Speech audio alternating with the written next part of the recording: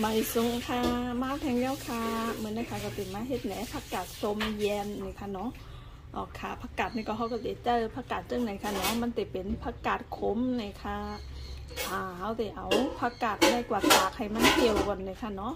เอาค่ะก็ไม่เขาติดมาไปตุ้ยกันมือเขาตากเย้านี่ค่ะได้ค่ะเนาะผักกาดเขาก็ตากแดดเย้าเนี่ยก็มันก็ติเหี่ยวจังไหนค่ะเนาะก็ไม่เขาก็ติดมาซอยกันค่ะโอเคอันนี้ก็ซอยยาวในขนมในขนมเค้กยาวเค้กป๊อตจึงถือก็กำใจก้นเฮ็ดมันไว้ในขนมยาวก็กำในเขาก็ติมาใส่เกลือค่ะเกลือแล้วก็โนดให้มันป๊อจำในขนมให้มันป๊อออกน้ำมันในค่ะ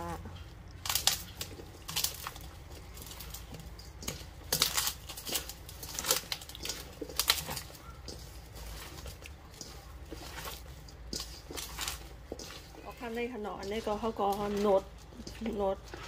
จำจังไหนเอาไหนก็กำในเขาตีเอากว่าล่างนี่ค่ะเนาะเอากว่าล่างน้ำเลยค่ะเนาะก็ตีเลยตีล่างหลายน้ำอยู่ในค่ะเนาะเพราะว่ามือเขาโนดมือเขาตากแห้งเขาเลยล่างไว้ในค่ะเนาะอันนี้ก็ตีเป็นน้ำดินมันในค่ะเนาะ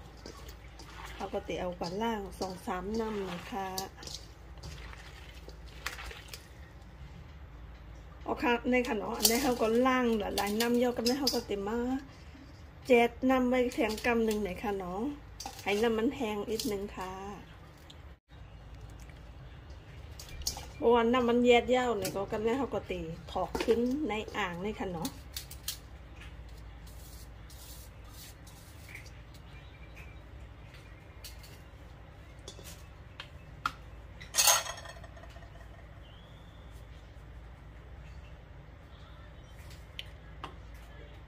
ยาก็ใส่เกลือค่ะ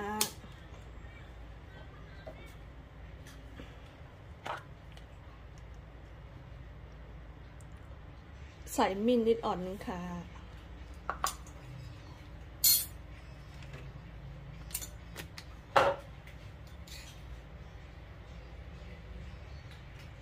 ยาก็ใส่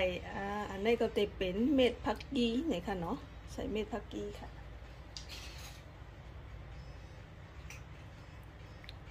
สังเกตว่ามีเม็ดผักกีเนี่ยก็ใส่ก็ไรอยู่ในค่ะเนาะเม็ดผักกีเนี่ยก็มันก็ตีไทยผักสมเขาหอมหน่อยค่ะเนาะแล้วก็มีมันก็ตีมีอายพื้นเนี่ยค่ะสังเกตว่ามีแต้ๆเนี่ยก็ใส่ก็ไรอยู่ในค่ะเนาะ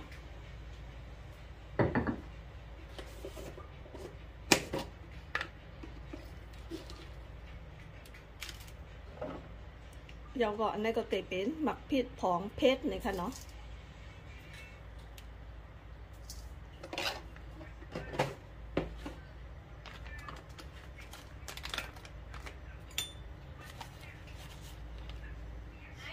แล้วก็อันนี้ก็ตีเป็นหมักพริกผงอันนี้สัมเพชรเนี่ยค่ะเนาะมันก็ตีให้ไทยสีมันแหลงเนี่ยค่ะเนาะสังเกตว่ามีหมักพริกเนี่ยก็จะเป็นไอยองตีนมงก็ไรอยู่เนี่ยค่ะเนาะแล้วก็ใส่เกลือหวานนะคะสังเกตว่าใครเฮ็ดผักกาดส้มหวานเนี่ยก็รสใส่นะคะเนาะอันนี้มื้อนี้เขามื้อนี้เขาเฮ็ดผักกาดส้มหวานนะคะเนาะ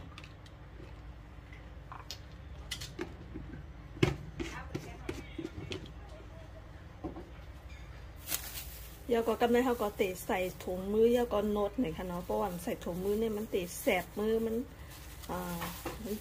เพราะเขาใส่หมกพิษค่ะเนาะมันเตะแสบมือหน่อยค่ะ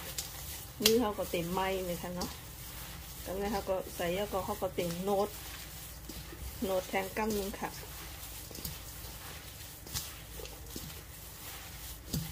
อายมันเลยได้หอมไหนอยู่ในค่ะเนาะอายเม็ดผักชีเนี่ยค่ะเนาะนะคะเนาะสีมันก็ติดออกหมดเลยนะคะ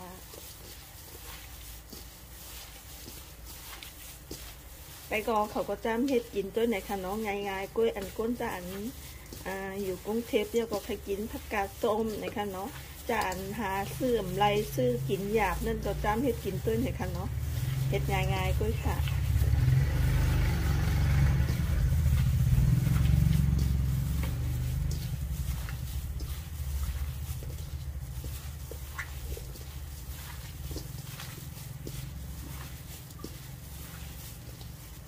เอาค่ะนี่ค่ะเนาะโนดเข้ากันเยอะกว่ากันนะคะก็เตะใส่แอบเยอะก็แยนไว้ค่ะแล้วก็เขาเตะใส่แอบจังไหนนะคะเนาะเพราะว่ามีแอบจังไหนเนี่ยก็ใส่แอบก่ออันมีฝามันนั่นเดี๋ยวก็ปิดให้มันกึ้มๆเนี่ยก็ไล่อยู่นะคะเนาะ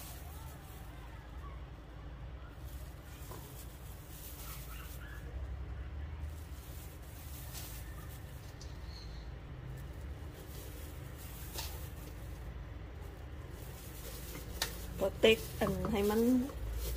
แน่นๆนิดนึงหน่อยค่ะเนาะ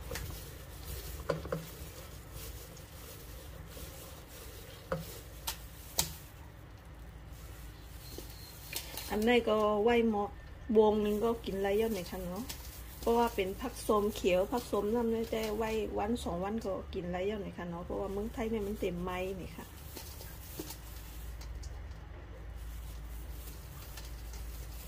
อันนี้เพราะว่าเขาเย็นเนี่ยก็โหลใส่ตู้เย็นนี่ค่ะเนาะวางไว้ตั้งนอก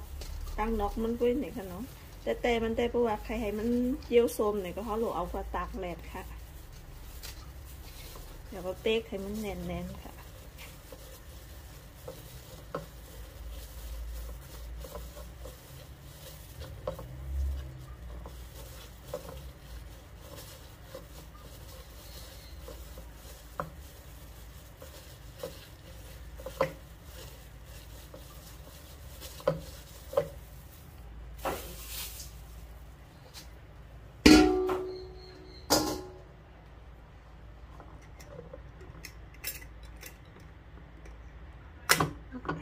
นี่ค่ะเนาะผักส้มเย็นเขาก็ไม่เขาก็ติมาไปตัวค่ะเนาะเพราะว่ามันส้มมากหน้าตามันเตะเป็นจังหือนี่ค่ะไม่สูงค่ะเมื่อใน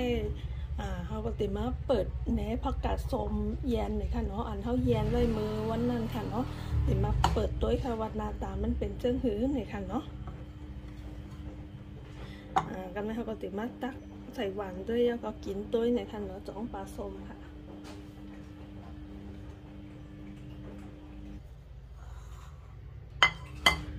ถูได้ก็อย่าไปให้มัน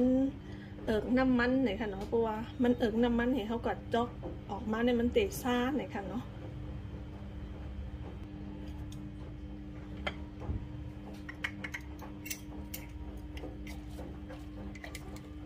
ว่าสีมันได้ห่างดีนะเนี่ยค่ะเนาะเนี่ยค่ะแล้วก็อายมันก็หอมหน่อยยังไงค่ะจิ้มด้วยก่อนจ้องปลาส้ม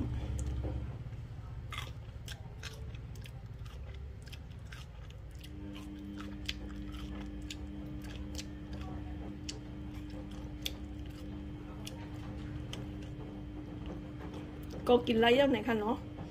แต่ว่ามันไปส้มแห้งเลยค่ะเนาะ4 วันในมันไปส้มแห้งอะมันก็ส้มอิดๆเลยค่ะอันนี้มันก็จะออกส้มหวานเลยค่ะเนาะ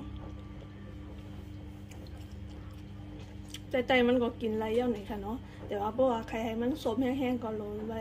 ไว้หมอกปาดดึงนี่ค่ะเนาะ7 วัน 8 วันจนได้ก็ส้มแห้งอย่างไรค่ะเนาะแต่ว่า4 วันได้สีมันก็ห่างเดียวแต่ว่ามันพอส้มแห้งเลยค่ะเนาะ